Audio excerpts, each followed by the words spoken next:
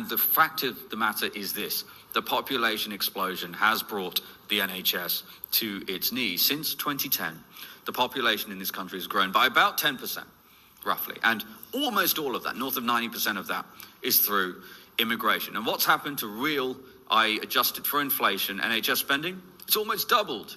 It's almost doubled to deal with a 10% increase in the population. And insanely, and again, we can thank the Tory government for this, the country has fewer NHS beds since 2010. So it is clear that the marginal cost to serve in pretty much every vector in the NHS scales in really non-linear fashion, in exponential fashion, once capacity constraints are exceeded. And that is exactly where we are. Unless we get this population explosion under control, and Nigel has talked about this for decades, the NHS will not be able to recover. And that is really important. We can make a start.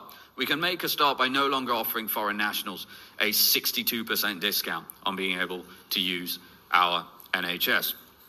We can then talk about foreign prisoners.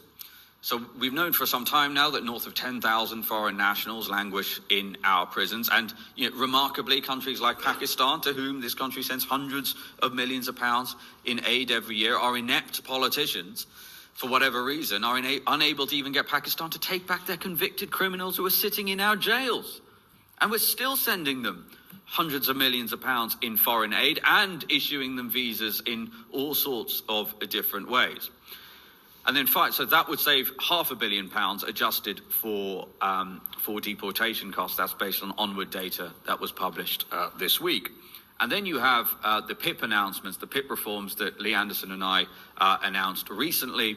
Now, by the way, most of these numbers, Nigel mentioned ILR, the numbers I'm giving you, the $6 billion in the form of savings this year if we were to halt welfare universal credit payments alone to foreign nationals, the $10 billion saving in foreign aid, the $5 billion, by the way, that the immigration surcharge increase would raise this year.